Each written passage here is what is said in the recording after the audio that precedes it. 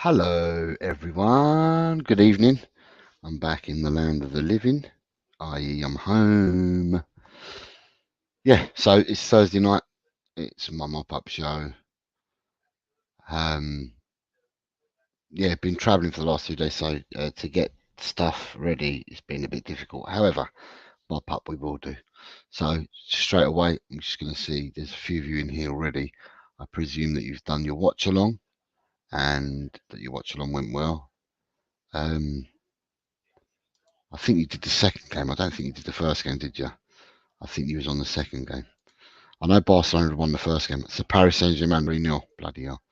I think it was obvious who the last four were going to be in the women's European European Women's Champions League. Yeah, I think it was obviously the final four were going to be when you saw the quarter-final fixtures. I thought the teams that I would have favoured were all separated. They weren't put together. But I think Chelsea have now got to play Barca in the semi-finals. I think that's what the draw is anyway. But there we go. Right. So we've got good evening, Jesse.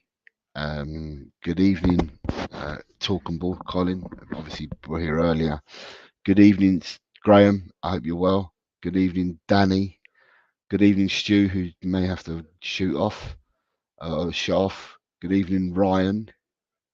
Who else we got here? Good evening, Daniel Lee. Good evening, Lee. And good evening, Destiny. And that brings me up to date with everyone that's here. Anyway, let's start with the mop-up. I haven't got any questions for you guys this week, unless you've got questions for me. But with the mop-up, we'll start with what's happened.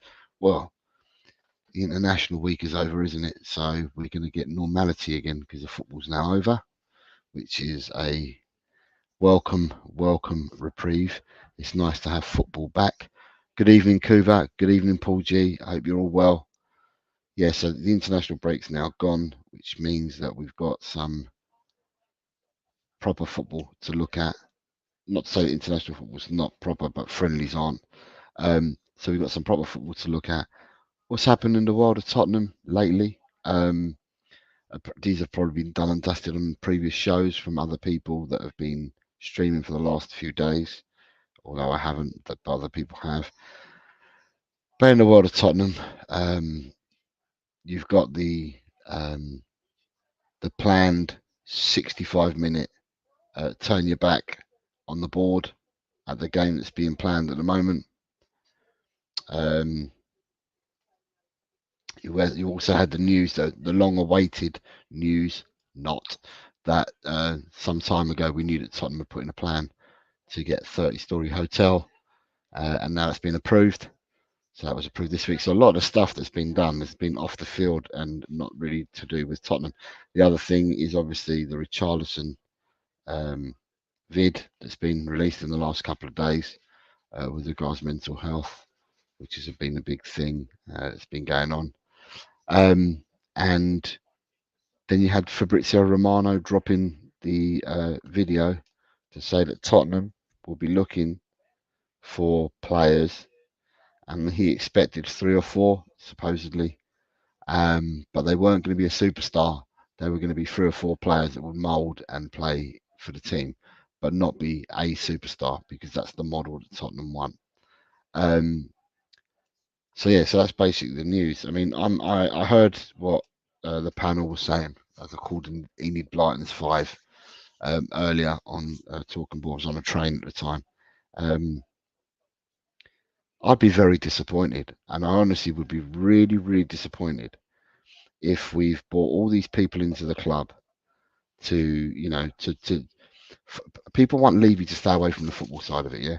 So obviously we've brought all these people into the club, and I'd be really disappointed if all these people that have been brought into the club have not started their due diligence and the players, talking to players, agents, everything. I'd be surprised if that hasn't happened, or I'd be pissed off if it hasn't happened from the day the summer transfer window closed last year, because then all you're doing is you've got a year to prep your targets, who you want, and you go for them early doors in the summer. So I'd be really disappointed if we weren't really, really far down the line now with a lot of these players that we're after.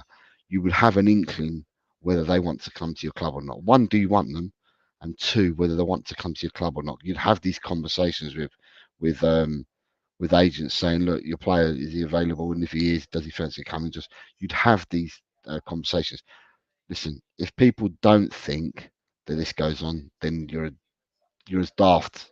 You're a daft person if you don't think these things goes on. These things go on all the time in the football world.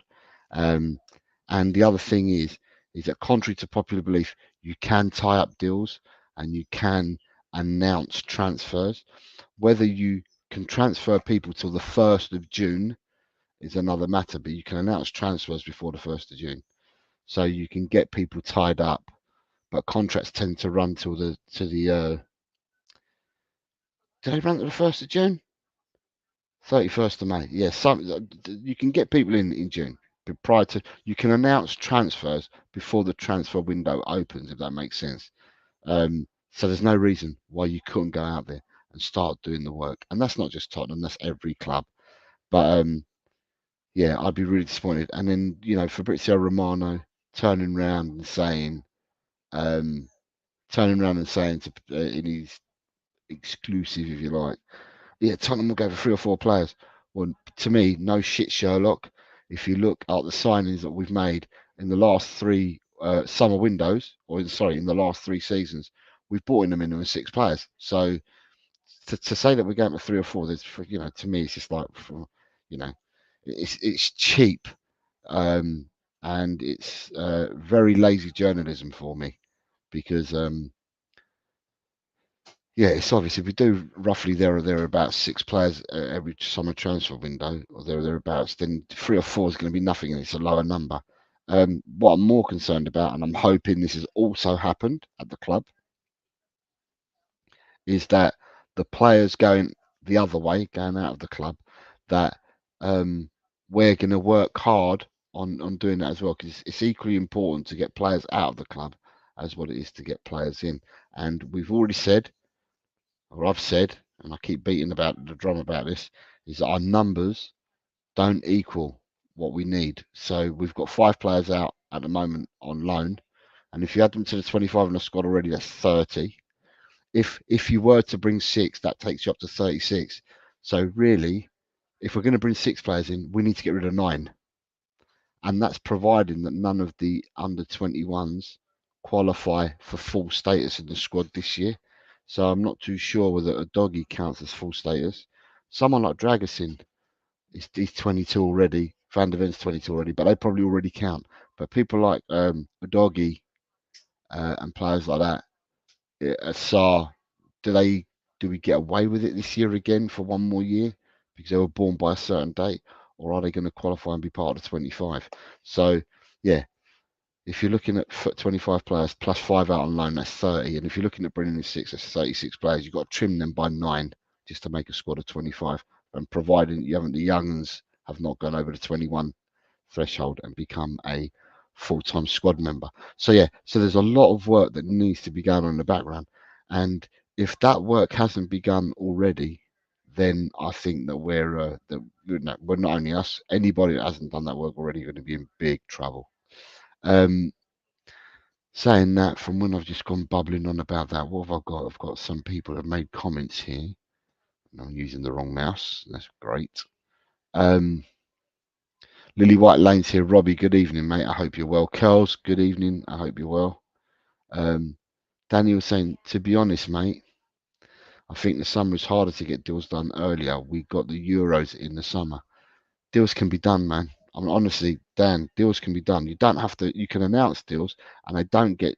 You don't have to sign, but you can get everything in principle all done and dusted. Or you can even sign, but you just can't transfer the player till a certain date. But there's no reason why we can't have deals done. Look, the minute that the season finishes on, is it the 19th of May? The minute the season finishes, there's no reason why you can't start announcing signings on the 20th of May. You can't probably sign them and get them through the door on the 20th of May, but there's no reason why you can't do that. Honestly, there isn't no reason at all.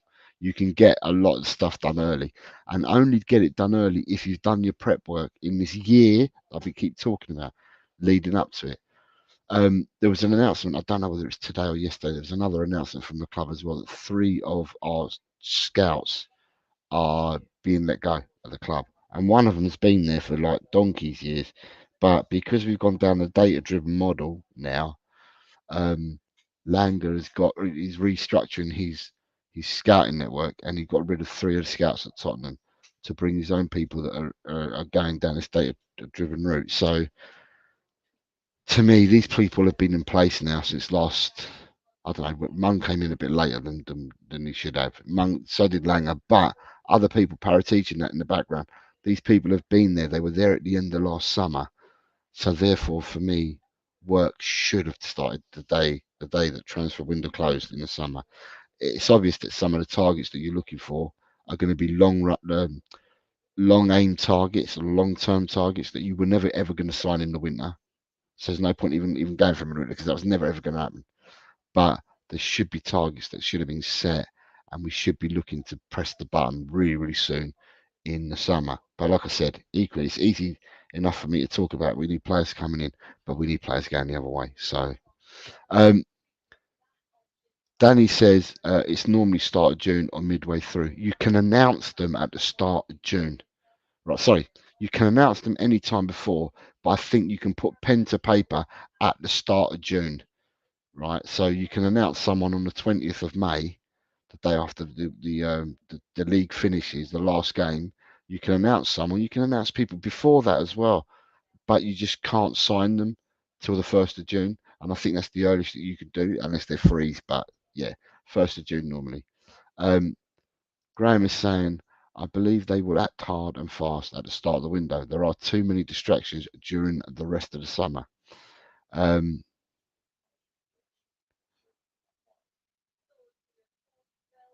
yeah, thank you, Kelsey. Saying she can't stay long, but she wanted to show the support. So thank you very much to you.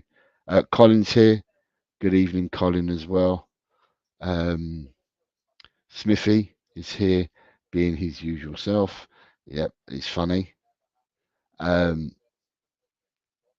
now you got uh, right. You've got Mr. Disabled team here. I need to learn how to do all this shit. Um, yeah. So then, apart from that, what we got coming up? So people in the chat. I've got people from three clubs in the chat at the moment. So looking ahead to what we've got coming up. Well, we've got a fixture on Saturday. We have. Um, so we've got a fixture Saturday, but before that, let me just say. So you've got a fixture tomorrow night. You've got Watford, Leeds. Obviously, we've got Leeds in the house here tonight, and so Leeds are playing tomorrow night away at Vicarage Road, 8 o'clock in the evening kickoff. If it's an 8 o'clock in the evening kickoff, that surely must mean it's on Sky, and I've got Sky. So yeah. So I've already predicted. I've not seen whether you've done any predictions, shows, you Leeds guys, but I've already predicted and I've already left a comment on Jez's community page that I believe that Leeds will win this game tomorrow 3-0 away from home. I think they'll do Watford. They'll do Watford at a turn tomorrow. I think the ball's in Leeds' court. I think Leeds have got momentum at the moment. Um, I mean, I'm saying this without knowing if you've got any injuries or anything like that, but all being equal and all your players being as fit as possible, then I think that you guys will win 3-0 away from home tomorrow. That was my prediction. Also, we have Senor Ryan here.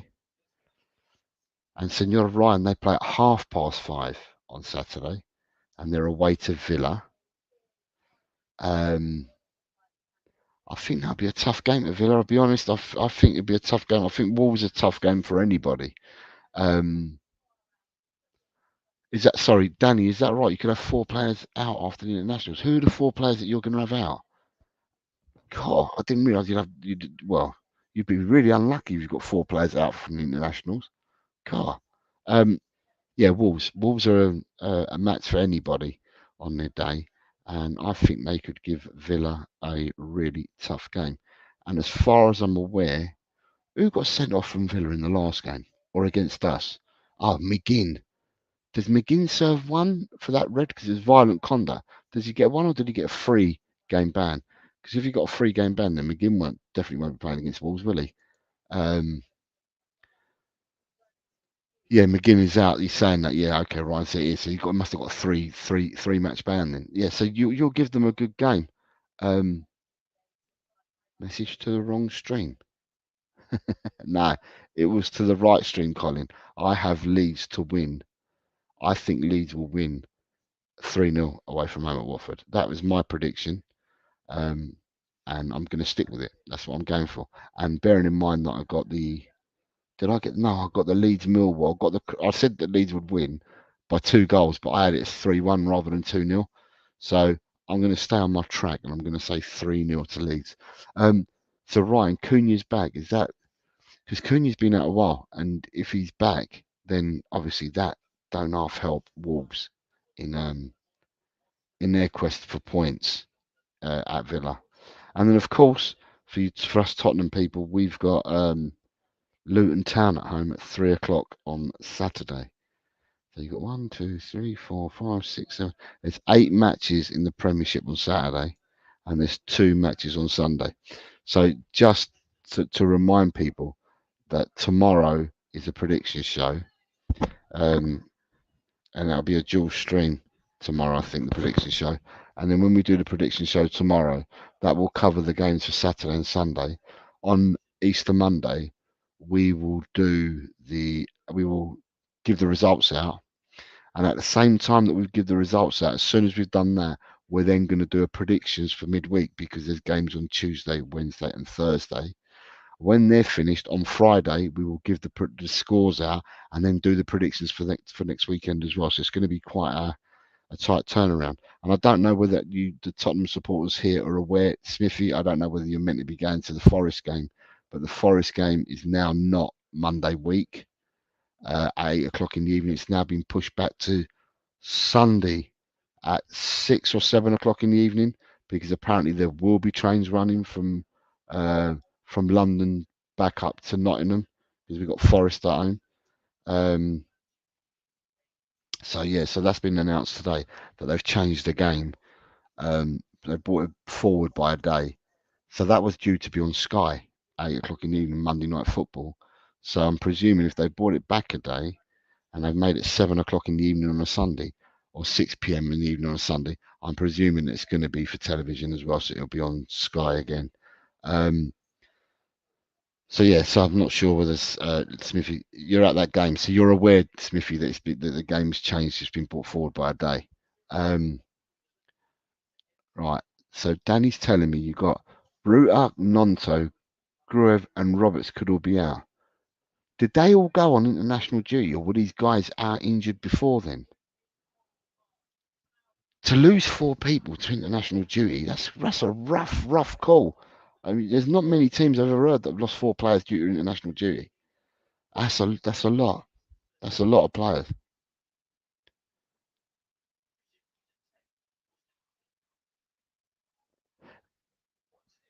Yeah, that is a lot of players. Car.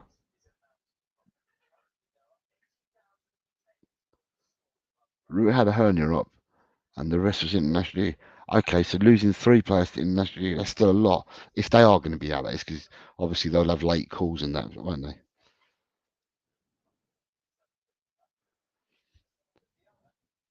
Look who we got. Nita. Good evening, Nita. You have been missed. You missed last week, Nita. We did a special last week. I left it all on the wall where I normally leave it, but I didn't see you. You never left me anything for last week. But yeah, it'll be good to see you tomorrow for your predictions. And I hope you're well. I hope you and your family are well, Nita. Yeah, and nice seeing you here. Nice seeing you here. Um, so where Danny's saying out for the rest of the season, is that Strike? I think that might be Strikes out for the rest of the season. Yeah, it could well be Strike that they're talking about is out for the rest of the season. So, right, where am I? I'm trying to find it. Right,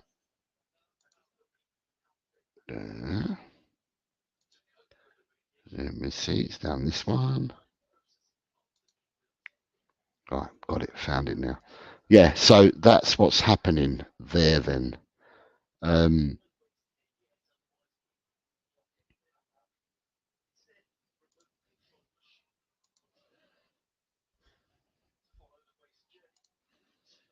Right. Um, yeah, so tomorrow's going to be the prediction show. I don't think on Saturday I'm on the Irish Hotspur in the morning. I'll be nice to go on the Irish Hotspur again. So I'll be on the pump up show pre-match. So I think I'm on the Irish Hotspur at 11 in the morning on Saturday. And it's normally a 2 hour show because then Dave from the Irish Hotspur and Jacob from United Spurs America tend to then jump on and do the pre-pump up for We Are Tottenham TV.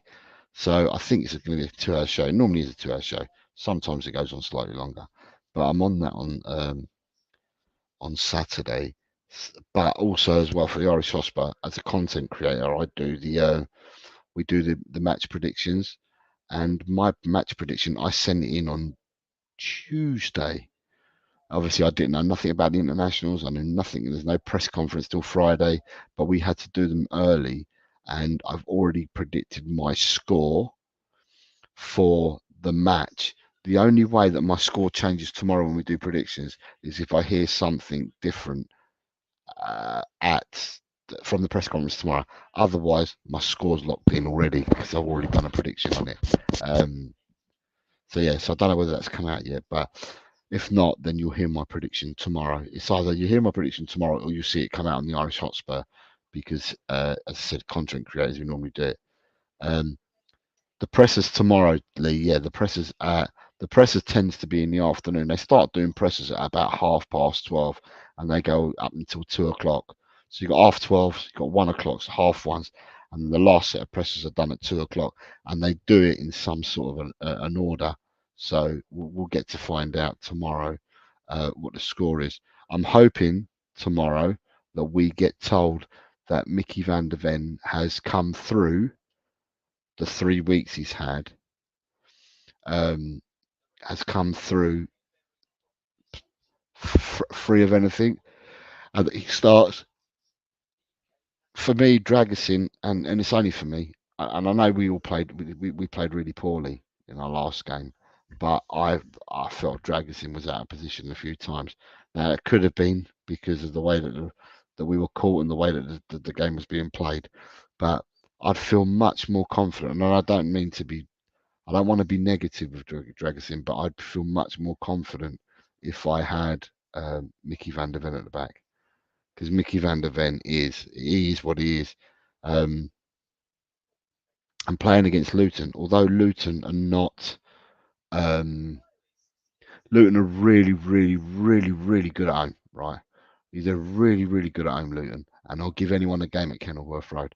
But away from home, they've been hit and miss, and they can be got at.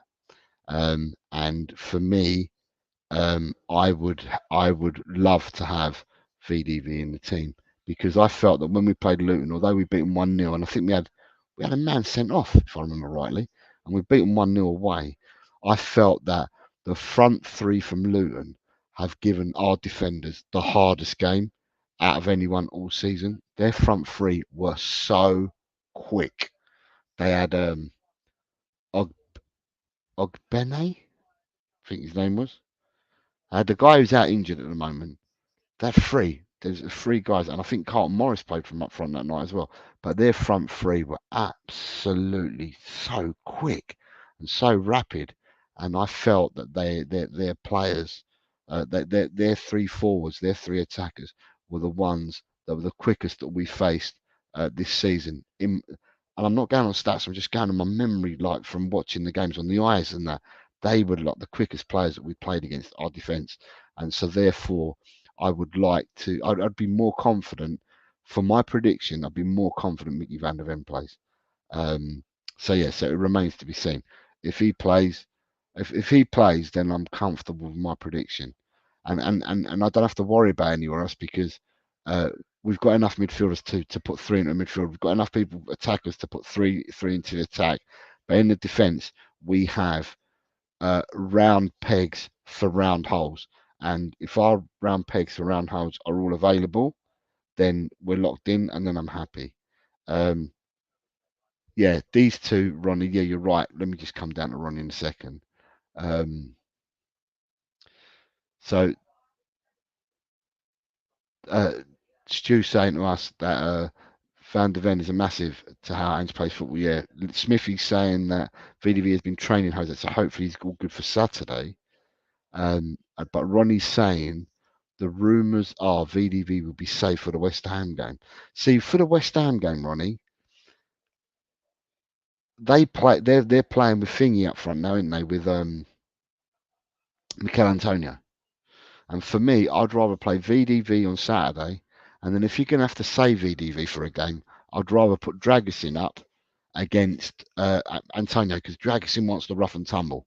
He probably wants the rough and tumble more than what VDV wants. So I'd rather I'd rather have Dragusin play up against Mikel Antonio and have VDV play for Saturday. But then you're saying that West Ham have got they got that Mohamed Kudus is some player. I was crying out for Kudus last year. I wanted him at Tottenham last year. And they've got Paquetá and they've got Bowen. But then, so West Ham have got them three that sit behind the striker who are really good players.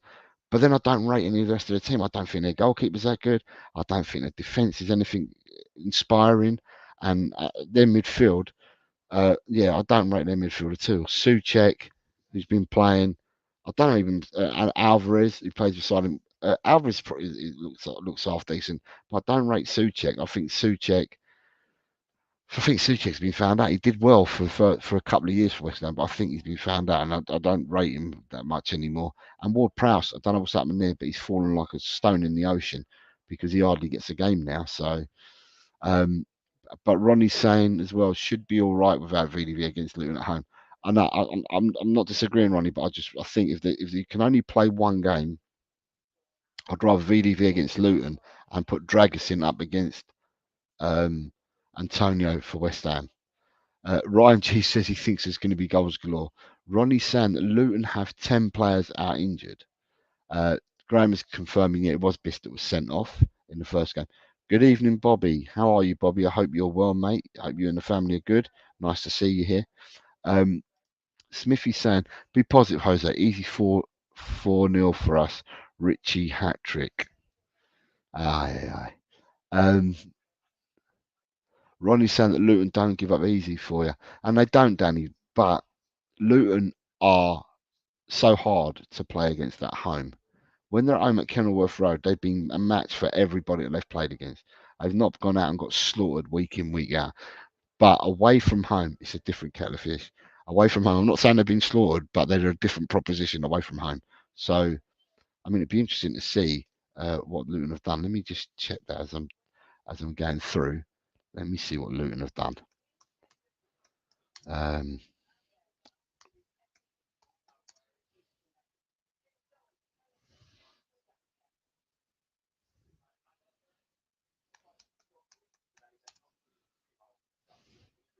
Right, here we go. Let's see what it says for Luton Town.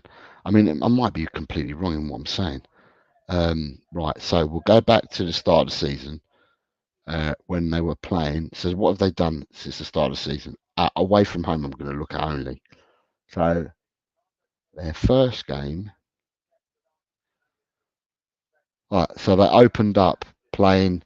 They played Brighton away and lost 4-1. They were then beaten by Chelsea 3-0 away from home. They were then beaten 1-0 by Fulham away from home. They beat Everton away 2-1.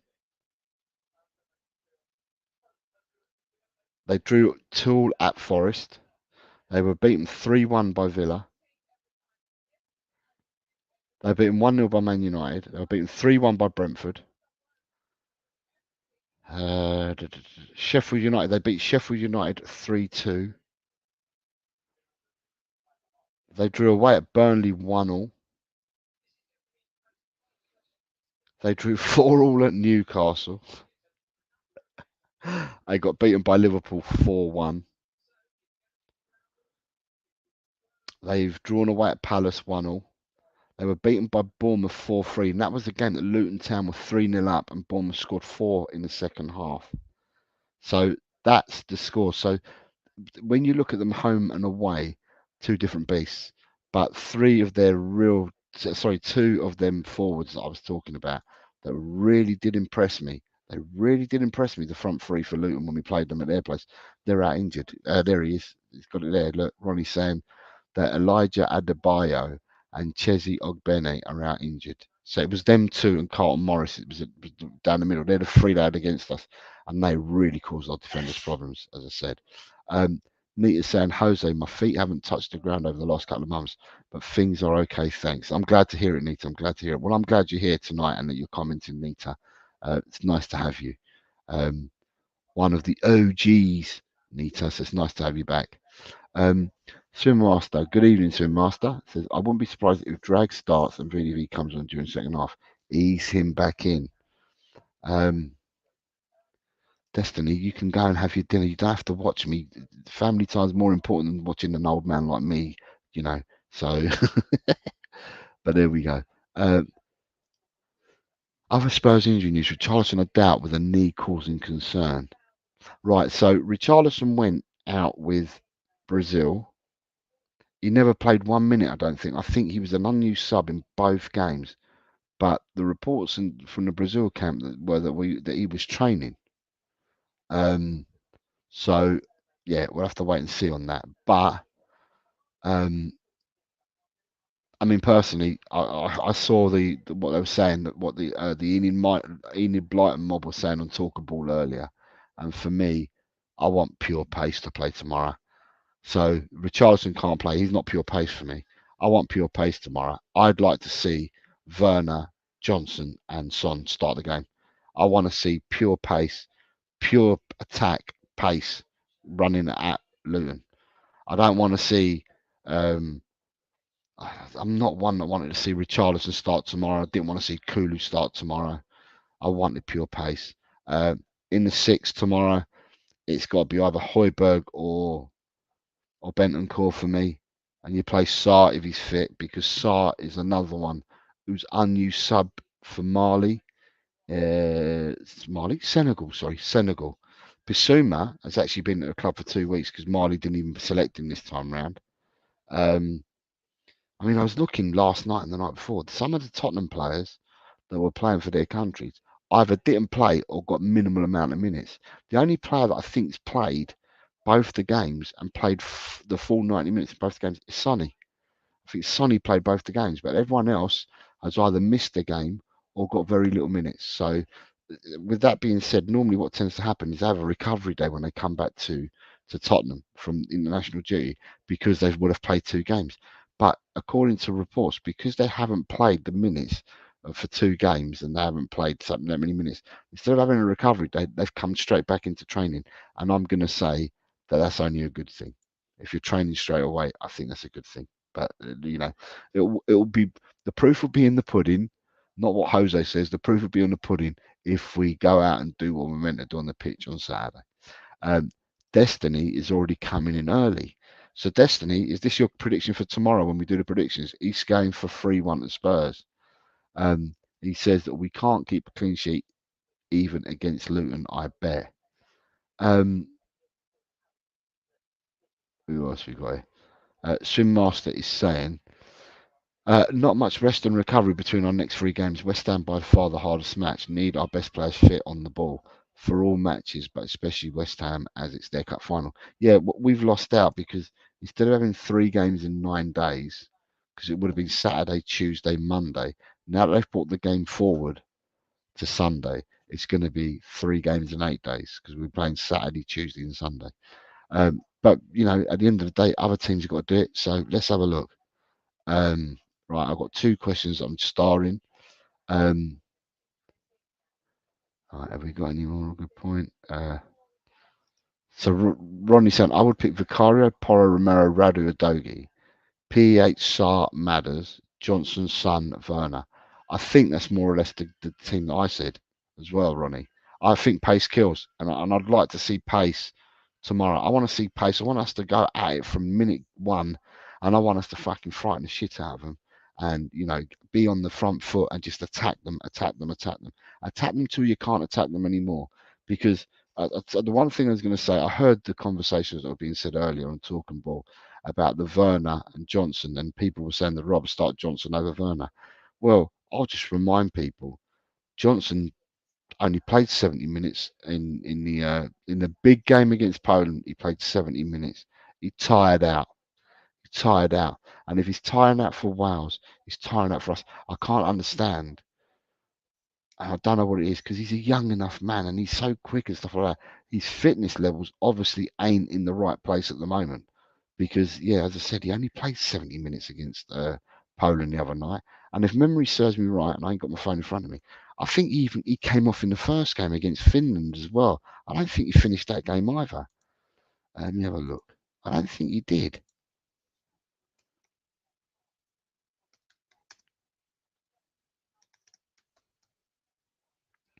Um, right, Wales versus Finland 2024. They won 4-1. Brendan Johnson scored in the 47th minute. Lineups. Brendan Johnson came off. Brendan Johnson was replaced. I don't know by who. It was either Kiefer Moore, Dan James, or Nathan Broadhead. Someone replaced Johnson against Finland. So on the Thursday, he didn't play a full game in that either. So yes, that's 2 games that he's played, and he doesn't play the full game. So at the end of the day, it just shows to me that, I'd rather. I mean, I know he's done well for us when he's come on a sub, but as I said, I'd rather just have pure pace running at them, um, and just to get out at them nice and early with pace, raw pace, and cause mayhem to start off with. And if you have to bring on like rugby, if you have to bring on the finishers, then bring on some finishers after. But I'd rather go out and win the game in the first half than have to struggle around chewing our nails to wait for the second half. But that's just my opinion. I don't get paid the big bucks that Ainge gets paid. But he would have had some players that he's worked with for 2 weeks. Who knows? Basuma may have impressed him in training for 2 weeks, where the others have been outside his eyesight or eye line because they're playing for their countries. He's actually had the 2 weeks with Biss, so I don't know. He might see something that Basuma might have done something in training that gets him the nod. But yeah, Basuma's not played well for us for a fair few games now. And I'd like that to turn because I think there is a player in Basuma, but I just can't understand why he's not coming out at the moment to play. Um, yeah, so saying that, um, I think we'll win, and I've got us to win, but I just can't give you the result. It's either going to come out in the Irish Hotspur first, or I have to do it on the predictions tomorrow. I just don't know when Dave's releasing the content video about that because my score is already there. But yeah, I think we'll end up winning. So Jesse's given her prediction is 3-1 to Spurs. Johnson got hooked 7th minute versus Poland for Dan James and missed the pen that knocked them he missed the pen that knocked them out. Yeah, Ronnie, I know that, but what I'm saying is that Johnson also didn't finish the game against Finland. He scored in the 47th minute and he got taken off again. So what I'm saying is that I don't think, and for a young man, because he was rapid when he was at Forest as well, for a young man, I'm not sure about his fitness levels. I really am. I'm not sure about his fitness levels. So I'm a bit concerned. Um, I'm not sure whether he can put 90 minutes into the game at the moment. And, I think there's something they're going to have to work on him for the last 10 games. But then obviously in the summer, I think they're going to have to work on him in the summer as well to get him up to match fitness. But the same can be said by some other players. Some other players look tired in the system as well. So I think they're all getting used to what they need to do. I don't know. I've heard a lot of people turn around and say that in Postecoglou's first seasons at other clubs that he's been at, that there's been issues with some of the players being or something or with injuries and stuff like that. But second season syndrome has not happened. It's always been in the first season. Well, if that's the case, then we must have taken our fair share of the rubber, that not green stuff. It must have been muddy for us. And we're hoping that the rubber, the green, is with us. But these players getting fit will be with us for next season. So um, you have Luca saying evening to us all, so evening to Luca. And you also have Renee saying evening to everyone. Better late than never, I guess. Welcome, Renee. Welcome, Luca. Um, cool, you've got people putting some mad results in it. We haven't even done predictions yet, but you've got Stewie's going for 2-1 and Ronnie's going for 5-2. Ooh, I like your confidence. You and who said 4-0 earlier? Somebody said 4-0 earlier. I like your confidence. The confidence is good. I've got a feeling, it's only a feeling. I've got a feeling that tomorrow when we do the predictions, that Tottenham might get a shutout in the sense that I don't think anyone will go with a draw and I don't think anyone will go for a Luton away victory. I might be proved wrong, but I'm just saying, when the predictions done tomorrow, this could be a lockout of a game. Um, there might be some other games that people might think are a lockout as well. Destiny's game of 3-1, right? And you've got Colin. Colin B is saying 4-3. He sees it as being close. Ryan G's now G's going 4-2 and Destiny's going 3-1. Well, anyway, whatever will be, will be. Um, as I said, I'm looking forward to the presser. I'm hoping that the presser's done and I can watch the presser because obviously with the shows being brought forward to 3:30 now because of the clocks, I think they'll go back to 4 o'clock next week. But because of the clock change and then in for Colin as well, I think because of right, our clocks change and go an hour forward. I don't know how that's going to affect the time, but anyway, with that. I'm hoping that the presser is done. He hasn't got one of the late ones because by the time if he gets one of the late ones, then it might be that we won't get to hear the presser or see the presser before we come on. So I'm hoping he's either at 12:30, 1 or 1:30. If he's on a 2 o'clock presser, I will be pushed to get that before we start the show tomorrow. But I'm hoping to hear the presser, see what he's got to say, and then I'll give out my prediction tomorrow. Graham, good old Graham, look at that. He says heart tells me 6-0, head tells me 2-0. I will split the difference and go 4-0. Good man, Graham. Good man. I like the positivity. I haven't seen Kuva's yet, but I'm sure Kuva is going to surprise me with a 7-3 win, I reckon. I reckon he'll surprise me with something along them lines as a 7-3 win. There are some other big games at the weekend as well, though, aren't there? In the Premiership. Um, I have to emphasise it'll be in the talking Premiership at the moment. There's some other big games. Who you got Sunday? Right. So Sunday you've got Liverpool v Brighton at 2 o'clock. I think Liverpool, if they're going to have an Achilles heel, it will be this game. In the sense that Liverpool went out of the cup against Man United. They've picked up some injuries for definite during the international break. Although they've used young players and stuff like that, and they've done really well. If you're going to try and get at Liverpool, I would have thought it'd be providing they get their players back soon.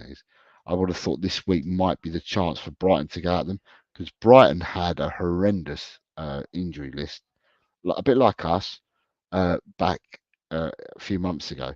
But they're starting to get their players back. So that Encisa, I think, came back before the international break. And Sufati played, I think, before the international break. There's a few of them that played. And with another 3 weeks into their leg or 2 weeks into their legs for this weekend, Brighton could be going out with a stronger team than what they have had for a while. So Liverpool could be tested. I think Liverpool are an excellent side, don't get me wrong. But if if you have to catch them at the right time, it could be now, because Liverpool still got 10 games to go, and I'm hoping that Liverpool get their players back fit. But if you're going to try and get Liverpool, I think Brighton could have a chance of going at them this weekend rather than playing them in 3 or 4 weeks' time. I think it's the right time for Brighton. And then, of course, after that, you've got City versus Arsenal. And I've been hearing people comments. I've been reading people's comments. I've been hearing them. I've been listening to what the pundits are all saying and that. And everyone's talking about draws and this, that, and the other. Mate, there's no draw in this game. This game is going to be won by City. City will win this game 2 or 3-0 in my eyes. I think that you know, people are forgetting Pep at home against Arteta always schools him. This game is not being played at the Emirates. It's being played at the Etihad, and Pep will school Arteta again. And I see that Arsenal have got their own injuries as well going into the game. I think one of their centre halves is being looked at. I think it's Gabriel. I think Gabriel's being looked at. Martinelli's out. Saka was injured for England, so it remains to see whether he'll be 100. He might play, but whether he'll be 100. And I just think that City at the Etihad school Arsenal. I don't think it's going to be this draw. Arsenal got a chance to win and all that. City was, for me, City are going to school Arsenal there, and I wouldn't be surprised if Haaland gets at least 2 goals against. So, and it wouldn't surprise me. Yeah, Man City have got who their defenders that might be out: Stones, Akanji, and there's one other. It might be is it Walker. Walker might be out, but you know what I mean. If them three are out, they've still got Ruben Diaz, Ake, Vardiol. They've still got enough about them. Do you know what I mean? Yeah, Stones and Walker Ryan, but it's also I think Akanji was one I got told as well. So even if them three are out, you still got Akanji was training. Okay, but even if you had them three out, you still got Guardiola, Ake, and Ruben Diaz, who are no mug defenders either. I can't see for the life of me how Arsenal get anything out of this game on Sunday. For me, it's City all the way. But it'll be reflected in my prediction. Um, you got Daniel saying 4-0 to Tottenham. Daniel, you're being really cheerful. 4-0, you're normally, but you're going for 4-0, Daniel. I like it. Lee, stay from TV, is going 3-0 for Spurs. Nita's going 4-1 to Spurs. But she also didn't see our last game, but she's going 4-1 to Spurs.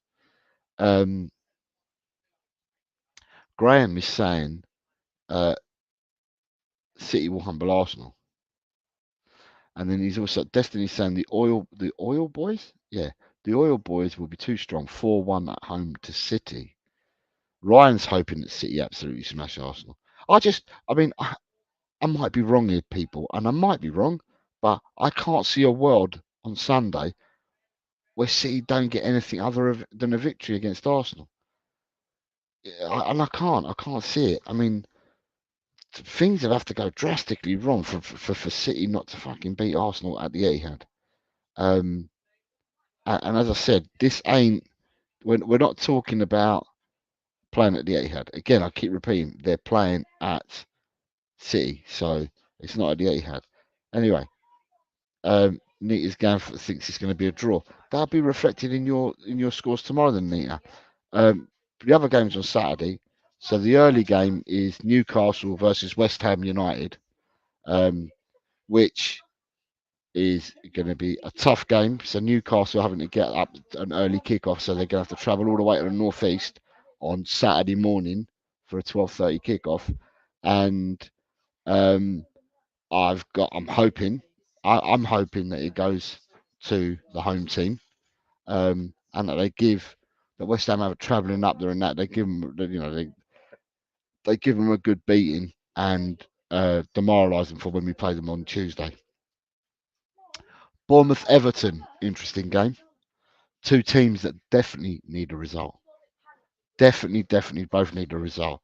And then you've got Chelsea Burnley. To me, that should be one-way traffic, but it always depends on what Chelsea turns up. You then got Forest versus Palace. Wow. Right. Forest definitely need a result, people, don't they? They definitely need a result. And Palace haven't been doing too badly, especially with the injuries they've got as well. They haven't been doing too badly. It'd be interesting to see whether they've got whether Eze's back at 100. I think at least he might still be out. But yes, that's an interesting game. Forest Palace, Sheffield United, Fulham. If anybody needed a result, it's bloody Sheffield United. I think they need a result more than what Burnley do. Sheffield United, and they're at home. And when you're in trouble, as we all know this. When you're in trouble, or if you're not in trouble, what you're trying to do is you're trying to pick up your home points. You try and nick a point away if you can, but you always try and win your home games. So I think this is going to be really, really important, or really, really vital for Sheffield United to get a result against Fulham. Fulham are playing well. Um, then it's got Tottenham versus Luton. We talked about Villa versus Wolves, and tomorrow evening there's Brentford v Man U. Another team that needs a result is Brentford, but then so did Man U. Man U want to close the gap, and that so they're going to want to win. But Brentford have been free falling. They need a result as well. So yeah, it'd be interesting. Dan, are you just Dan's brilliant. I like Dan. He's superb. Colin, the prediction show tomorrow is at 3:30, so it'll be at 3:30 tomorrow, mate. Um, but there are other ways and methods if you didn't make the show, and they can be explained. Um, so yeah, you got that, Jesse. Yeah, no worries. Just you message me because you got my number. I've given it to you already, so you message me and then we can sort something out. Because I'm now on leave. From now till I'll go back to work Monday the 8th, so I'm off for a week and a few days. And tomorrow I'm meeting up. Tomorrow morning, I'm early. I'm meeting up with Chris Meta Football from Meta Football TV. He's over with his family at the moment for a couple of weeks, and he's staying. He's staying on the train. It's about an hour and a quarter for me to get up to where he is. So I've said to him that I'd meet him. I messaged him tonight when I go back from work to say if it's still okay, I'm going to meet him tomorrow morning because he's already got a lunch prepared for his family here that are here in England. So I think he's got that at lunchtime. So I'm going to go up and see him in the morning, have a coffee with him, and have a chat, have a natter with him, and see his family and that, his missus and his kids. Say hello, and then I'll jump on a train, come back, probably have a spot to eat myself, and then show at 3:30. So yeah, it'd be nice to see. Might take a picture or two with Chris and myself together. So yeah, that'd be good. It'd be nice to do that tomorrow. Um, I hope the weather stays good though, because I don't want to wear my. I've got big, massive, heavy duty jackets that keep me nice and dry. I don't want to wear one tomorrow. So I want to wear my thin. I want to wear a thin coat if I can tomorrow, but I'm just hoping the rain stays away. So yeah, so games wise, I think every game that's being played this weekend has something on it.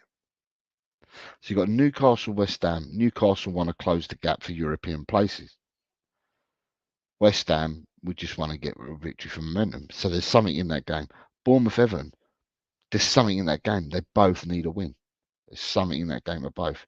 Chelsea, Burnley. There's something for both. Chelsea want to climb up the league. Burnley want to get away from the relegation zone. There's something in that game. Forest, Palace. Definitely something in that game for both sides. Sheffield United, Fulham. Again, Fulham want to close the gap for the European places. Sheffield United want to stay up. Definitely something in that game.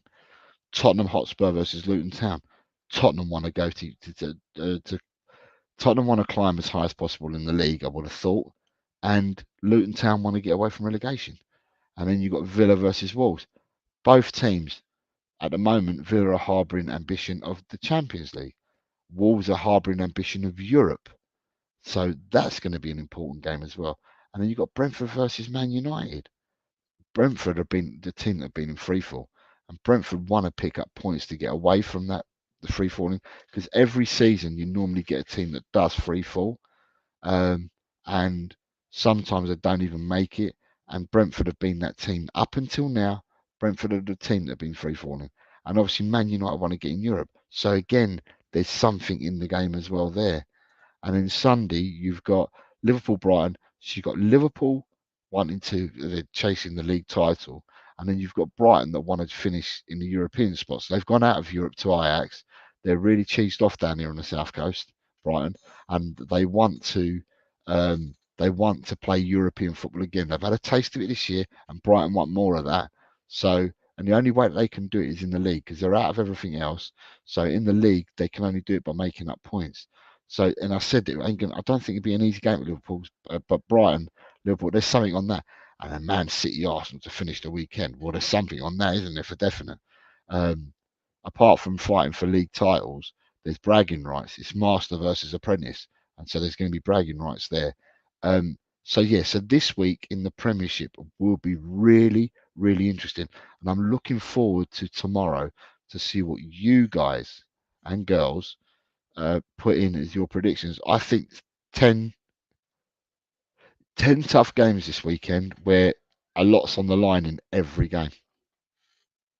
Um, They could be boring games and we get nil-nil draws, or they could be high-scoring games. Who knows? That's down for you guys to think about and decide what you want to do for predictions. But in saying that, I'm gonna talk about Leeds because tomorrow you've got a full program. I didn't realise you've got a full program. 1, 2, 3, 4, 5, 6, 7, 8, 12 matches. Yeah, it's a full program. So you start early, so you spread right throughout the day. So you've got Bristol City, Leicester. Leicester are not in a rich vein of form. That's on at 12:30, so that must be a live game on Sky if it's 12:30 kickoff. I would have thought. So you've got that game tomorrow. Leicester probably need the points to rearrest what's been happening to them because they've been dropping points recently. And then you've got Millwall versus Brom. Brom are trying to battle for a place, I believe, in the playoffs. And the Wall, they just want to get as many points as they can and get away from down the bottom. It's really, I mean, I haven't got a league table in front of me, but it's really nip and tuck from the bottom three, or it could be the bottom two, and then about 7 teams above them. I think there's 3 points that separate them when I looked last week. Cardiff, Sunderland, I think Cardiff on the back, didn't they get beat? Cardiff, didn't they get beat by 2-0? I think Cardiff got beat 2-0 by Swansea. Yeah, they did because I did the predictions and we had the 2 weeks ago. I had the prediction right. Swansea did Cardiff 2-0. So Cardiff will want to get a result back, and they're playing against Sunderland, and Sunderland will want to get a result. Huddersfield, Coventry are looking to try and get a playoff spot. Done winning the FA Cup, had a good run, but now they've got to concentrate on the league again. Hull City, Stoke City. I think Hull are one of the teams who've got an outside chance of getting a promotion. A playoff spot. Hull, I think, under the manager at Hull, I think Hull are a decent team. They've got some good loan players over at Hull, and they've got a really good manager. I think their manager's destined for the top. I think he'll be a Premiership manager. He's a Premiership manager in waiting, I think, already. I think he's really, really good. He's a good coach, good manager. Norwich City, Plymouth. Can't tell you much about them. I don't think Norwich City are going to get to the playoffs. I don't think. Might be wrong. Might be reading this completely wrong. And they're playing against Plymouth, where we've got invested interest because we've got 2 young lads, Devine and Phillips, at Plymouth. So it'd be interesting, one, to see whether Phillips definitely gets games, but to see whether Devine gets any more game time. Then you've got PNE against Rotherham, and I think they're 2 teams at the wrong end of the table, or down the bottom half rather than the top half. QPR Birmingham. Now, if memory serves me right, QPR Birmingham will be one of those type of matches because they're 2 of the teams that I think are only separated by a few points. Yeah, I think that they're only separated by a few points, them 2, and therefore they're all going to be tied in together, aren't they? As far as I'm aware. I'm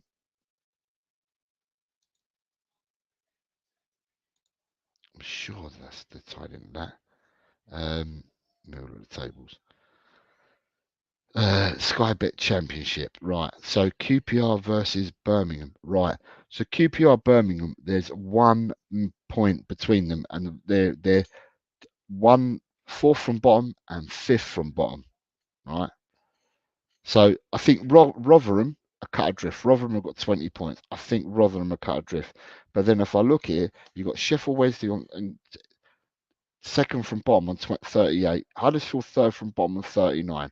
Then you've got Birmingham City 39, Queen's Park 40, Stoke, Plymouth on 41, and then you've got Blackburn and Millwall 42 and 43. I think up until Millwall, they're in 16th. So from Sheffield Wednesday to Millwall, there's a 5-point gap, and you've got 1, 2, 3, 4, 5, 6, 7, 8 teams. You've got 8 teams. So yeah. So it's really sticky there. For that match will be another sticky one. Then you've got Sheffield Wednesday versus Swansea. Sheffield Wednesday are fighting to stay off relegation. They were doing well. They had 4 victories, and now they've got 2 losses. So it's 4 victories and 2 losses for Sheffield Wednesday, and they're playing against Swansea, who got a win in the Welsh Derby last week, or the last time that we played football 2 weeks ago. But they're in 15th, and I'm sure that they want to be a lot higher than that. Um, you've then got Southampton versus Middlesbrough. I expected a lot more from Borough this year, and Borough haven't. I like Carrick, and Borough just haven't done it for me. Have they got an outside chance? They're 7 points off the playoffs at the moment. I don't know. And there's 8 games to go for them. That's a tough ask. That's a tough ask. But then they're playing against Sunderland, who've fallen off a cliff. So Sunderland in the last 5 games have lost. The last game they drew, and the previous 5 before that they'd lost. So Sunderland are in free fall at the moment as well. So yeah, every game in the championship is going to be difficult as well. Blackburn Rovers versus Ipswich. Ipswich are in third.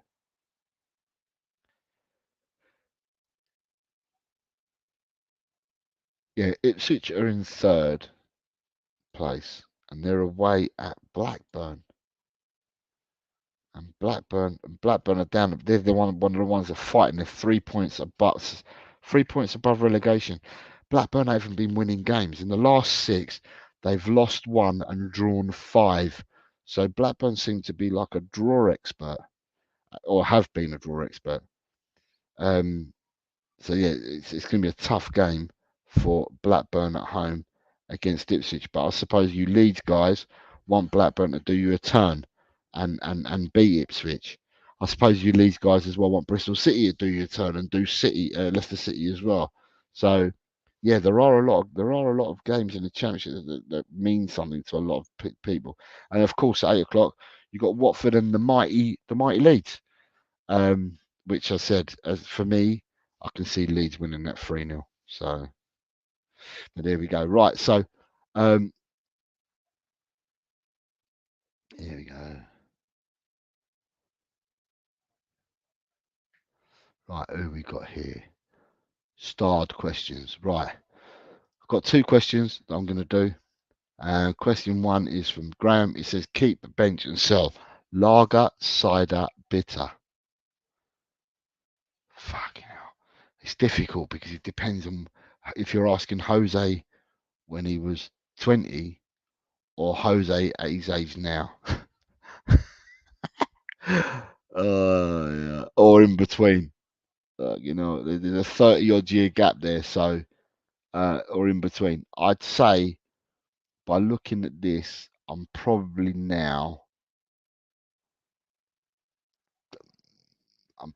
cider to keep. I'd bench lager and I'll sell bitter. Bitter for me is too flat. I like saying it's fizzy. If I'm gonna drink these, I'm a shorts man. I drink shorts, large shorts all the time. But so if I'm out, it's always going to be a large rum. I always have a large rum when I'm out. But if I have to have one of these fizzy drinks, the fizzy one I'm going for is cider.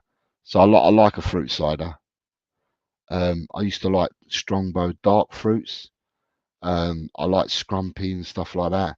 So yeah, cider for me now. When I was younger, it would be lager. But now I'm older, it's cider if I'm going to have something like that. But as I said, I'd tend to just go for the shorts and not have these fizzy pops, so to speak.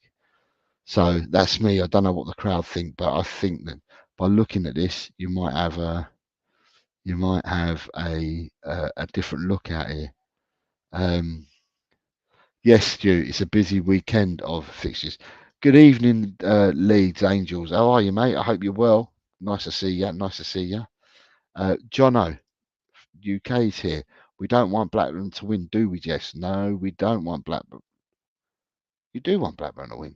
I'm saying no. Ryan G is saying that he would keep lager, bench cider, and sell bitter. Ryan, you're young, so I can understand your answer. So, um, Graham would keep cider, bench the lager, cider bitter. West Country boy, so cider is compulsory. So Graham has gone exactly the same way I would go. And Rene would keep the cider, bench the lager, and sell the bitter. Gone the same way as Graham and myself. Ryan's gone differently. Yeah, so Ryan's gone differently. So, yeah, that's that question. And then the other question I had starred, which I've been asked, is Colin Blackshaw has asked me a question. Jose, would you take Rodon back? If so, would he be a first team? Would he be in the first team in your eyes? Right. If he came back to Tottenham the way we are now, right? Oh, Jono supports Leeds. Oh, it's Ipswich. Sorry, Jono. I understand what you're saying now, then, mate. Good on you. Um, if if right, if Rodon came back to us now, would I see him as first team player? Um, nah. I think Dragusin. I think the three that we've got would be in front of him. And by all accounts, if we're looking for another centre half as well, then it probably puts him down to fifth, and that's me not including Ben Davis in that position, and that's me not including Phillips and Dorrington either. But yeah, if he came back, I mean, I think Rodon's a decent player. Always have done. I just didn't think he didn't get the rub of the green with the managers. I've always said he's a decent player, but would he come back into our first team? I think we've moved on in the sense that we've gone out and bought other players since Rodon has gone out. So since Rodon's gone out, we've bought in Dragusin and VDV, which makes Rodon's chances of getting back into the first team pretty difficult. And for me, I believe, and I know some of you Leeds people, um, and rightly so, you're a bit in trepidation about it, but I believe the deal's going to be done and he'll go to Leeds. So, and I'm probably, to be honest, I'm more confident that that'll happen rather than yourselves. And I understand why some of you guys ain't as confident as I am. But I believe the deal's there to be done. And I think he's a man of principle, as I keep saying. I think he's a man of principle. And if you had teams like Palace and people like that going in for him, I think he still goes to Leeds because he's a man of principle. He's enjoyed his time at Leeds. Um, and he plays for the club, plays for the badge, and that you can see it in the games that he plays for you guys. So yeah, my belief is that he will sign for you guys. So, but yeah, if that answers you, Colin, um, yeah, I just think the boat's been missed, and I think he's gone out on loan. He's had such a good loan, and I think Tottenham are looking to offload him. And I think he may know this already. I think he's one of the players that's probably been spoken to. I think, to be honest, I think most of the players that we've got out on loan have probably been spoken to say, we want you to find a club. So there. So hopefully that answers that for you there, Colin. Um, anyone got any more questions for me? If you've got any more questions, I'll happily answer them. Ryan G says, you like the Frosty Jacks, Jose? Used to drink that piss when I was like 15. What is Frosty Jacks? I haven't got a clue what you're talking about. You've completely lost me. What is Frosty Jacks? Used to drink that piss when I was like 15. I don't know what Frosty Jacks is. You're going to have to enlighten me. I'm too old to know what Frosty Jacks are. Frosty Jacks it sounds like something the Utes of today would go out drinking. I haven't got a clue what Frosty Jacks is. You said Scrumpy Jacks. Right, you said Scrumpy Jacks is similar to that. Right, I know what Scrumpy Jack is, but I don't know what Frosty Jack is. Oh, Colin says it's. Is this right, Colin? Colin says it's a white cider, 8.4% volume. Is that what Frosty Jacks is? 8.4% volume. Well, if it is, it must taste like fucking treacle. Because beer that's 8% tastes like treacle. And it's a lot of Belgian beers that you can get that are 8% and they taste like treacle. So Leffy and that upwards. Diamond White is what Colin Blackshaw said. Right. So we're talking about Dredge dredge cider. You're talking about. You're talking about the worst kind of cider, like your diamond white. So you're telling me that Frosty Jacks is like diamond white. Well, then that's the worst kind of. Uh, that's the worst kind of cider. Um, Jose, do you trust? All right. So I've got disabled team saying. So Stu's asking me, Jose, do you trust Levy has changed his spots, or can't a leopard never change his spots? Right. For me, Stu, I answered this last week, and I think I've done it the week before, and I've laid myself out there and said that for me, I'm going to reserve judgment about absolutely everything, not just Levy, about where we go as a team, and that I'm going to reserve my judgment till the summer transfer window closes. The day the summer transfer window closes, I will know then what I need to know, both from the board, both from the team, and where we're going to be going forwards or whatever, what we're looking to do. I'll know everything by the end of the transfer window. And that's when I'll make my decision on what I do and don't think. Because at the end of the day, I hear the story for and I hear the story against, and I'm neither for and I'm neither against. But when I hear that, you know, that he's done this, that, and the other, I then look at it and I think to myself, Tottenham have spent money. Tottenham have spent big money. Tottenham are big, big, big spenders in the transfer windows. If you look here, just that we haven't spent the money right. We've spent it. We've bought dross. We've bought crap. We've now bought so much crap we can't even get rid of the crap that we've bought. So for me, you know, telling me let me change these spots, a lot of money's been spent. So at the end of the day, what I want to see, right, and you will know it because I keep saying this all the time. For me, Ange is a man of principle.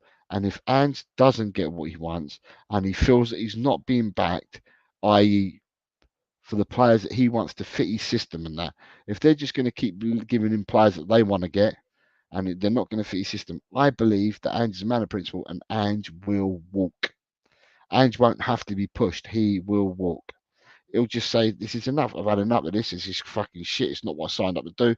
Bosh, and he'll go. That's my personal opinion. So, as I said, I will reserve judgment on the board, the manager, the players, the team, everything until when the summer window shuts. Not not during the summer window. Oh, we've brought 6 players in. We've got rid of 9. That's halfway through. I want to see when that window slams shut. So when that window slams shut, you can't do another deal. You can't buy, you can't sell anyone. The window's shut. When that window shuts is when I make my decision. Um, Cooper's brilliant, isn't he? Frosty Jacks is the sort of thing that would fill a very big jug. I'll ask next time on JSY Talks Football because they know a lot about big jugs over there. Oi, oi, oi, oi. Um, yeah, so that's where hopefully that's answered your question. That's where I am there on that on the whole lot. Good evening, Scott M. Scott M's in the house. Good evening, Scott M. I hope you're well, Scotty. Hope you're well, mate. Hope you're well.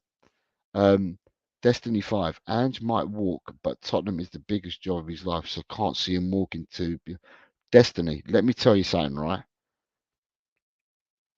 If Postecoglou was to walk, Postecoglou finds another job immediately.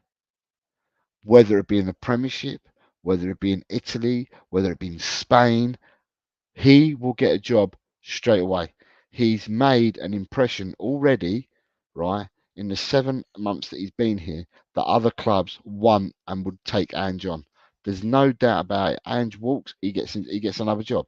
There's no doubt in my mind at all that he walks into another job.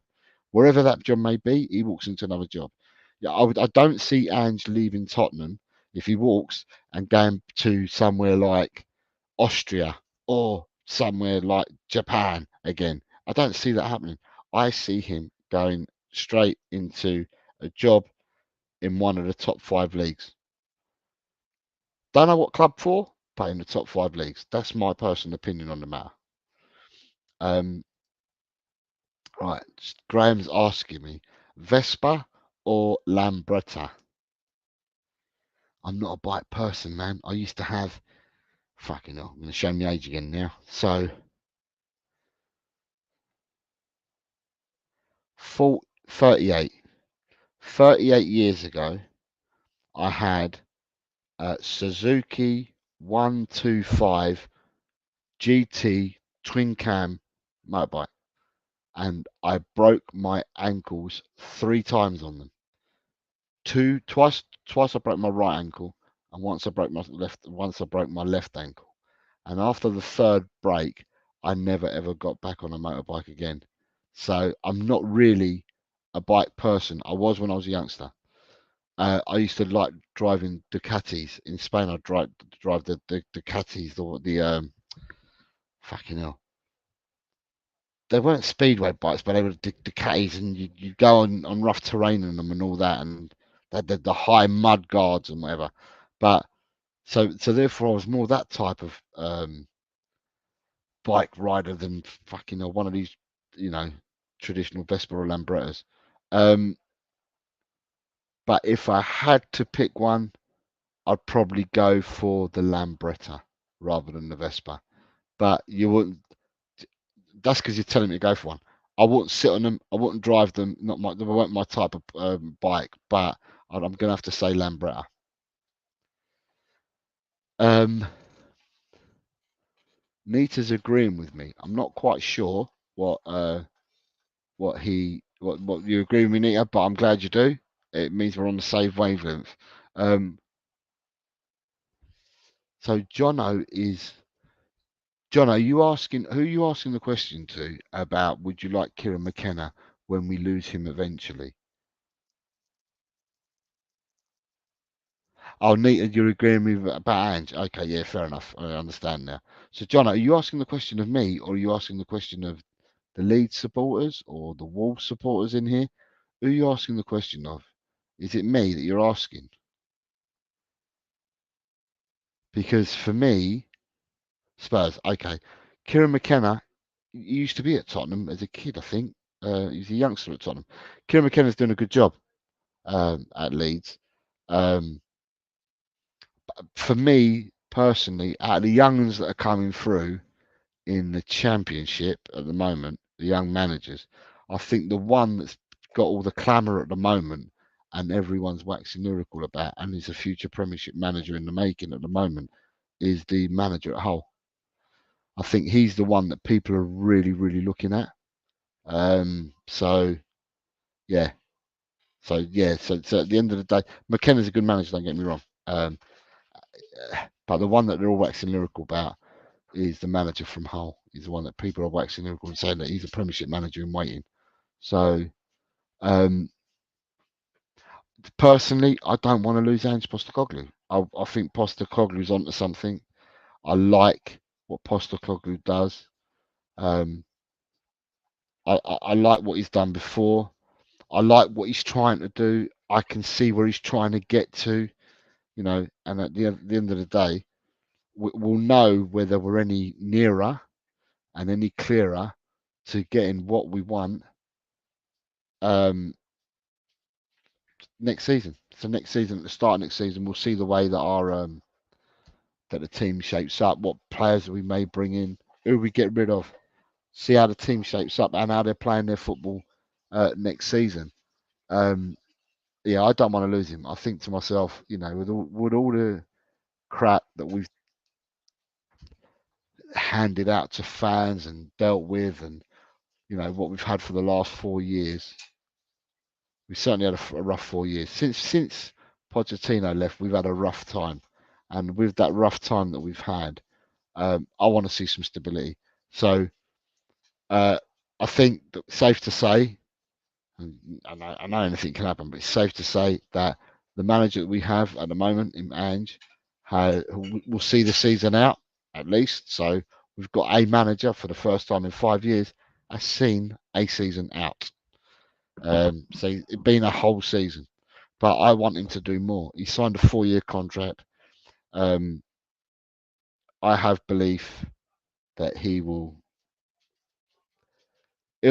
get us playing better football next season.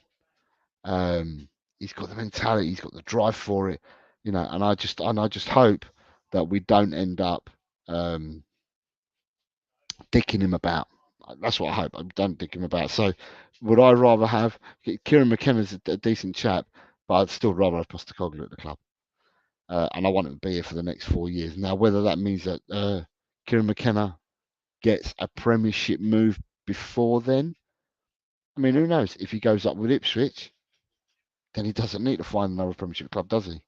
So, but let's wait and see. It's going to be tight. It's tight at the top at the moment. There's three of you vying for them places. I don't think. I think Southampton may. I don't know. Southampton. I don't know what Southampton's last 8 or 9 games are, but to me, I think it's a three-way tussle at the moment, isn't it? Yeah, Southampton are way off. So Southampton are like 8 points behind Ipswich, 9 points behind Leicester and Leeds. So I think there's quite a bit for them. So you're talking about they lose 3 games just to catch up to where the other teams are. That takes them to 39 games, which means they would have played more than Ipswich and Leeds by a game and 2 more games than Leicester just to catch up. And that's providing they've got 3 wins. That's just to catch up with the teams above them. So I think it's between the top. It is between the top 3 for me, but the top 4, whoever finishes in the top 2, the third team in Southampton are definitely qualifying for the uh, the 4 spots. So for the playoffs, West Brom look favourites for the playoffs as well. They got 66, so they're seven ahead of Hull. Hull have a game in hand, but with Hull in the last 6 games, they've won 2 and drawn 4. They're undefeated, but 2 wins, 4 draws. Um, the team in form at the moment in the Championship is it's Leeds, isn't it? Leeds are a team in form. In the last 6 games, they've won 5 and drawn 1. Leicester have won 2, drawn 1, lost 3. Ipswich have won 5 and lost 1. So on the last 5 games, Leeds have gained 2 more points than Ipswich. So and Hull City are unbeaten as well. So Leeds are unbeaten in 6, but so are Hull. But Hull have won 2 and drawn 4. What we got? We got someone here. Right, Nita has asked me a question, so I'm going to star Nita's to ask next. To answer next, sorry. Colin B is saying that McKenna has a massive future. I'm not doubting it, and I've not said any different. Right, so the question that Rita's asked me is, how many games do you think we will win of our last 10 games? Me, personally, if I don't go in and say that we should win all 10 games, that's what I've got to say. I can't say anything different. If you start downsizing it, then you're setting yourself up for failure. So if I turn around and said we'll win 6, and then we only win 4, so for me, I'm going to say, Nita, all 10 games. We should be going out there. We should be going out there to try and better, or either equal or better what we did in the first 10 games. Forget the middle part. Let's look at the first 10 and the last 10. First 10 we won 8, drew 2, and regardless who we're playing in the first 10 or the last 10, because in the first 10 we played Liverpool, we played Arsenal in the first 10 games. Right, so to me, I'm gonna have to say I'm gonna have to go for 10, because if I went for anything less than that, as I said, I'm downsizing it. So I'm just gonna say, yeah, I'm going for all 10 games. Destiny's saying 6 wins, 2 draws, and lose 2. Okay, fair enough. Yeah, Ryan's saying 6 or 7. I'm going all 10. There's no point being in it if you're not going to go and win it. You have to go, and your attempt has to be to win all your remaining fixtures. And that's what we should be looking at, winning all the remaining fixtures. Not looking at where we're going to nick a point from them. We might lose to them, we nick a point. Not worth playing football, that's going to be the case. You should be going out to win every single game. So how many games do I think? I think we can win all 10. If I said anything different, then I think that I'd be failing as a Tottenham supporter. So I hope that answers that for you, Nita. Thank you for the question, though.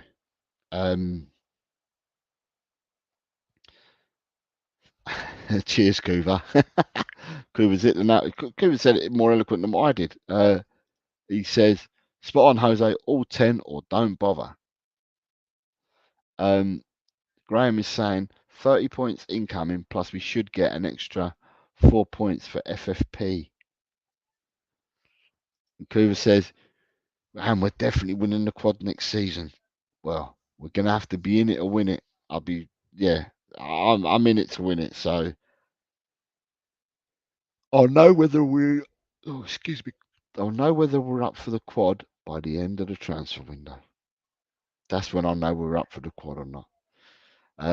Obviously, throughout the transfer window, we're going to have our pre-season as well, and it's going to be interesting watching some of the pre-season games because that'll give us news, views, and clues of what we're going to look at and what we're going to be like. And for me, there's a few players that need to have a really good pre-season to scrub up on their fitness. But the one I'll be looking out for at pre-season, regardless of who comes in and who goes out, the one I'm looking for is Brendan Johnson. I want Brendan Johnson to have a really, really good pre-season and get the boy fit. He's young, man. He needs to get fit. As I said, not last in both the games for Wales against Finland, and then not last in the whole game against Poland, in which is the biggest game for Wales of all time, because you can't look at past histories, you've got to look at the present. That was their game to qualify for the um, the European Championships, and they failed, didn't get. They lost on penalties, but Johnson, who's meant to be a focal point and one of their mainstays, only lasted 70 minutes, and that for me is concerning. So, um, and then you've got Jono saying, and England might win the Euros, Coover. And then Coover saying, you're just being silly now. Do you know what? There's probably 6 teams, 6 nations in with a shout for that, or is it 7? So I think when I heard the betting, I think the betting was England are favourites. Obviously, the British bookies, because the other countries don't seem to have bookies like England do. So I don't hear of people in Italy having a bet. I don't hear. They might do it differently, but I've never heard of bookmakers in Italy. I don't think I've ever heard of bookmakers in Germany. There definitely isn't bookmakers in Spain. Spain is quite weird for bookies and that. So um, the odds are always done here in England.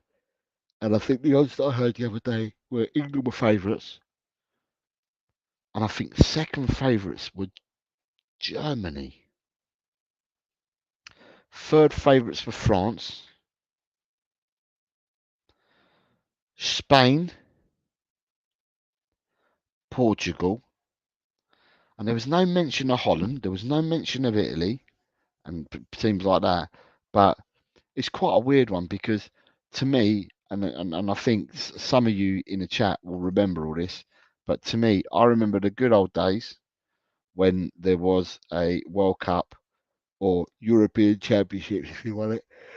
And in the European Championships, it used to be the holder wouldn't have to qualify; they'd just represent because they were the holder. The hosting nation wouldn't have to qualify because they were hosting it, and the other 14 teams, this is the Euros, the other 14 teams qualified in out of their groups or whatever, or out of the groups, and then you have 16 teams. It'd be 4 groups of 4, right? And in them 4 groups of 4, the winners and the runners up went through to a quarter final and played each other, right? You didn't have none of this. Oh, let's have more teams in it. And then what we'll do is we'll scrub up and we'll have 6 groups, but 4 of the third place teams, who can be absolutely horrid and horrific teams, 4 of the third place teams, who can be absolute dog poo, qualify for the round of 16 or whatever it is now. And to me, it's just diluted tournaments. The tournaments that I preferred were the ones where you won your group or you became runner up and you then went straight through to the quarterfinals. But it's now gone like it's like anything. It's like football's just been taken over by fucking greedy bastards, and now it's diluted it. I mean, if you watch watching the AFCON, I watched the AFCON, and there were some teams that finished third, and you're just like, what's the point in them even being here? You got teams that got absolutely thumped in their group games that made the round of 16, and you're just like, really, you know. So for me, I'd turn around and say, um, yeah, it's all been diluted. I like the olden days where it was measured correctly. I like the olden days when you used to qualify for the World Cup because obviously you got 5 continents and you get Europe. Europe used to get a certain amount of berths. I think the second highest amount of berths then went to, excuse me, South America, and then after that you had Asia and Africa, similar type of amount of berths, and then you had uh, Central America, and then you had Australasia. And Australasia would normally have to, because of the ranking points or whatever, Australasia would normally have to, or one of their teams would get through, and then another team would have to play in a playoff against the team that finished fifth in the South American Championship. And then what you'd have is you'd have 8 groups of 4 for the World Cup. You'd have 8 groups of 4. But even doing it that way, it was just always the top 2. It's never like let's have the 6 of the teams that finish in third place. So it's all become fucking diluted, to be honest. I prefer football the way it was before it got spoilt by all these greedy pigs that are out there. Yeah, I preferred football back then. So to me, the Euros this year,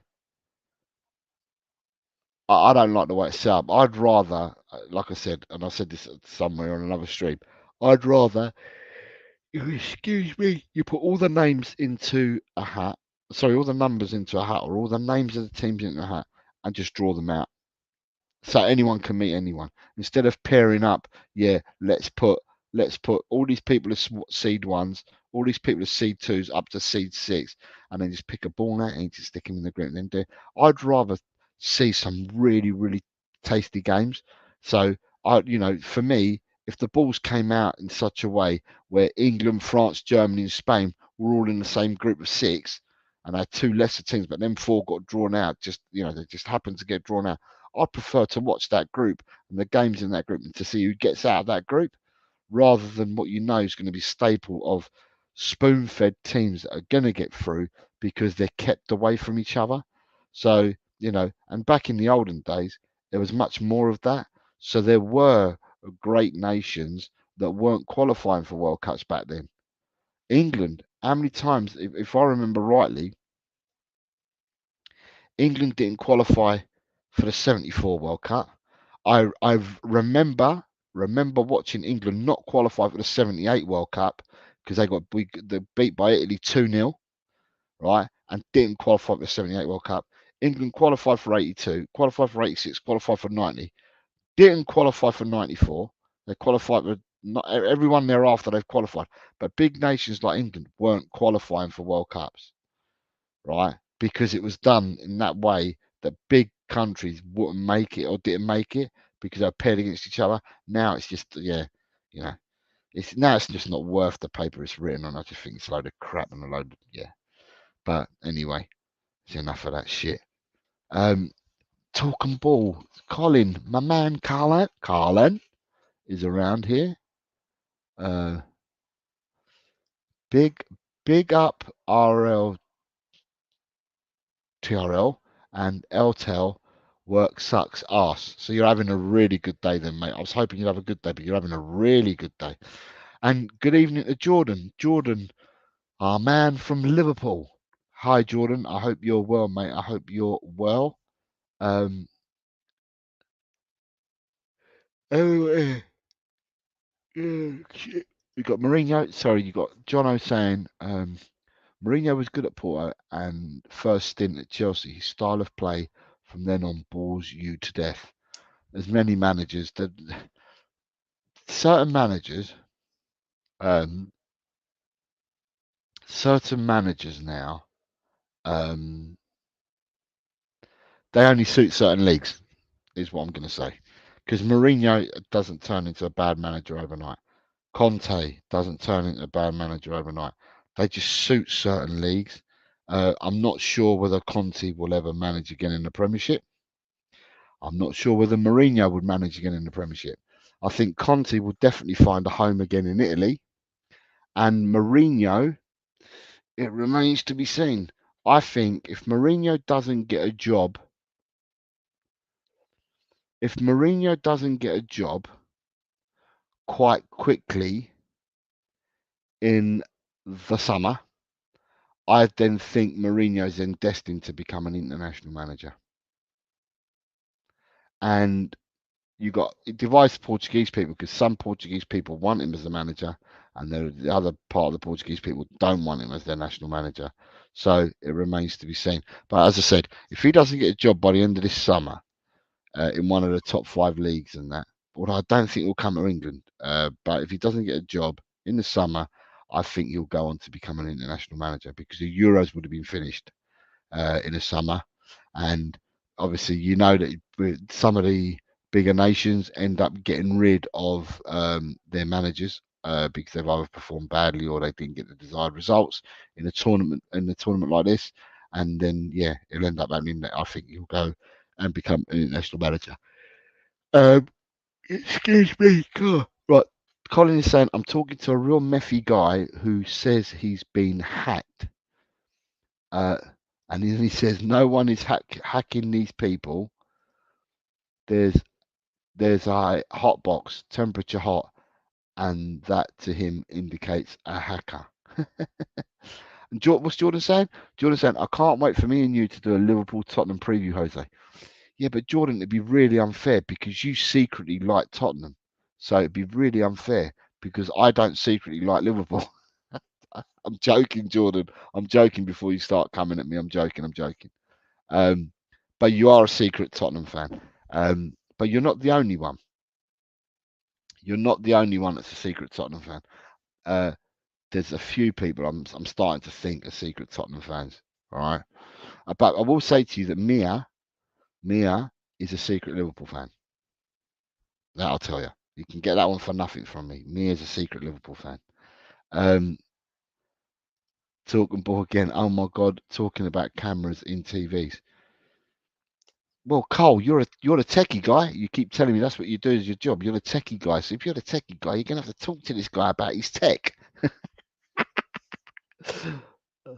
Ryan G was shot fired at me, Jose. No, I didn't say you, did I? Jordan saying you've never had a Spurs fan on your channel. That's why. No, no, no. I'm happy to do something with you, Jordan. Yeah, I'm very happy to do something with you. I was just joking in what I said. That's all. I just wanted to make sure that you know that I was joking. Um, he's just told me he was sterile. What? And also said hackers have been in the house. In America, you get some fucking lunatics, don't you? And that's all I'm going to say because I don't want to say anything that's going to get me into trouble. Nita says Mourinho and Conte were never for Spurs. They thought they were above us. Didn't like, didn't want. Glad they're gone with the wind. Never have, never will. Watch that documentary with Mourinho did at Spurs. So you never watched it and never want to. Got Robbie saying, great stream, Jose. Thank you, Robbie.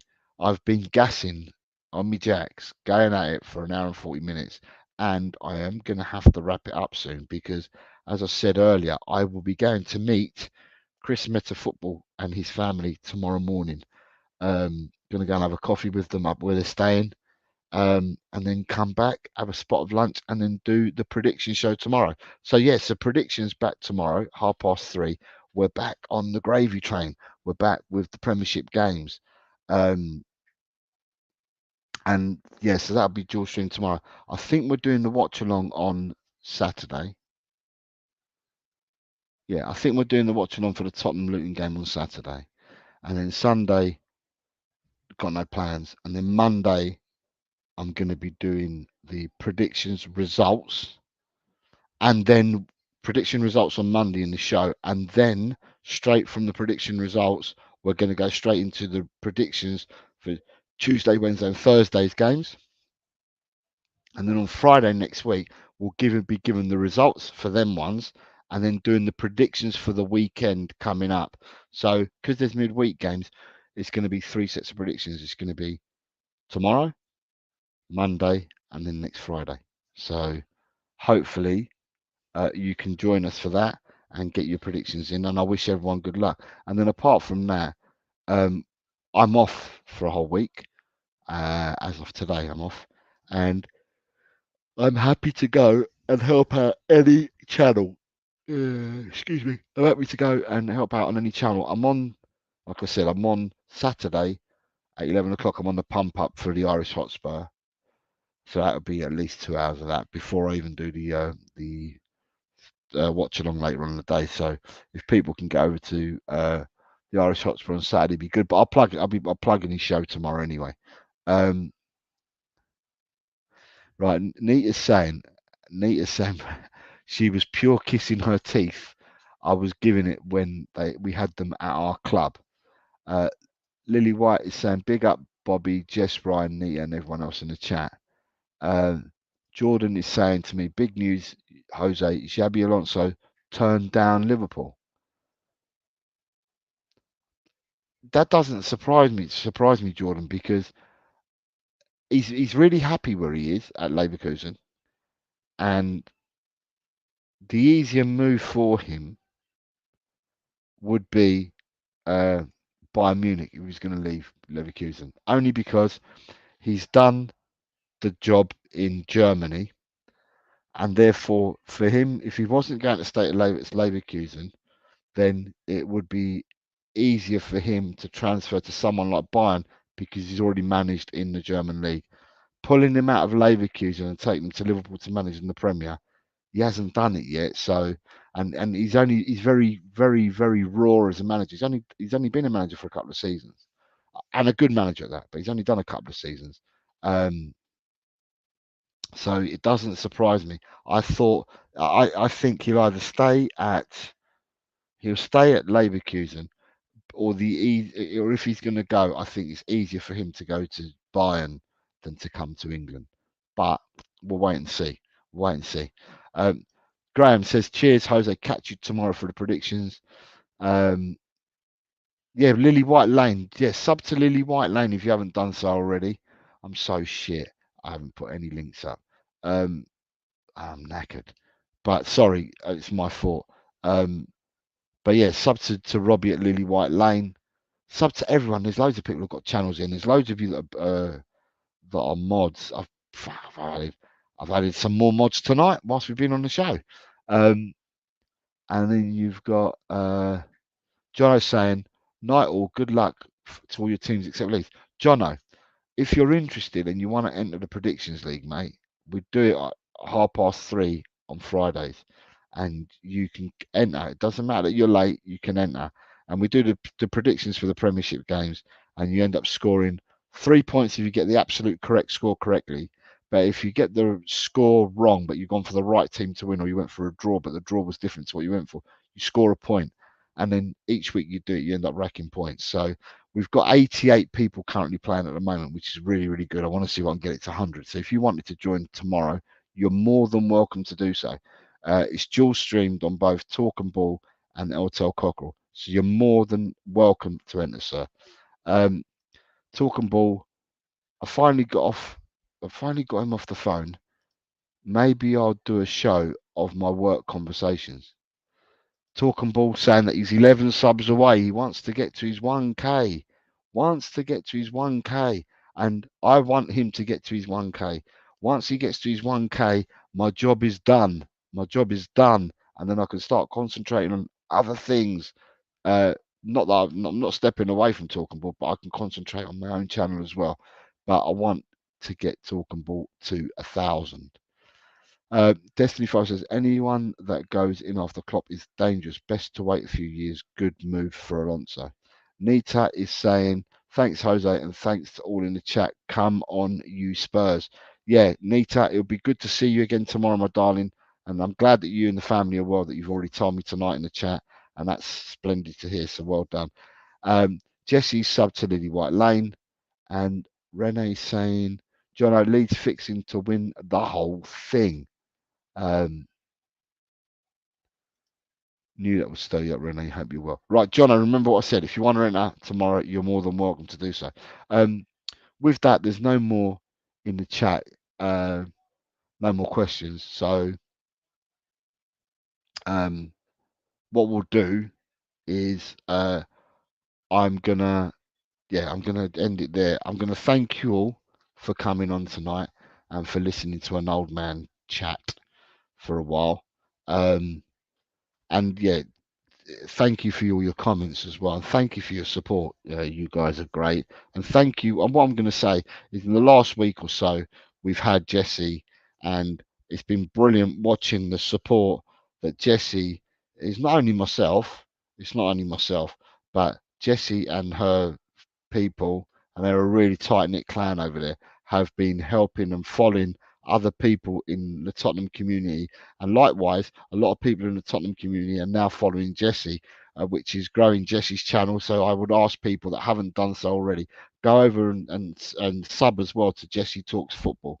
And I certainly will be collaborating with Jessie soon and doing stuff and bits and pieces with her. And it's been a real match made in heaven, so to speak. Really nice crowd over there. Like I said, a really nice crowd. More than welcome to come in and into mine, into Talking Ball, into other people's shows as well, which I'm sure she has done. And Jordan, but you're part of Jessie's. Oh, sorry. So please support Jordan Hyman LFC as well. Yeah, Jordan's trying to grow to 2K as well. Sorry, Jordan. I've now I've now realised what you said. But yeah, it's nice. The group that they've got over there are superb people, and it's certainly a pleasure. They do talk football. They are serious at times. They do talk football, but then they also have their other side of them as well. They've got their fun side as well. So yeah, so they fit right in. I mean, let's be honest, at the end of the day, we've all got to be fucking deranged to do YouTube channels anyway, ain't we? So at the end of the day, it is what it is. So once you meet one nutter, you've met them all, because everyone's a nutter that does their own thing. So, but listen, guys and girls, thank you very much for watching. I bid you, for those that I don't get to see, um, I'm going to say it now, I bid you all a really good Easter. And I bid you all a really good break in whatever you decide to do with yourselves, your family, your friends, your loved ones, you know, pets, animals, whatever you decide to do. Just have a really happy time and enjoy yourselves. Eat loads of chocolate. Get pissed if you drink, go and get pissed, and do what makes you happy. Do what makes you happy. So with that, I'm gonna love you and leave you all, and I'm gonna play you out with Talking Balls, James Madison. Listen, peace, people, and I'll catch up with you all. Yeah, thank you very much, and I look forward to seeing all of you predictions tomorrow, and that includes you, Renee. There we go. I've managed to get it in there. So yeah, thank you very much, and I shall see you all tomorrow.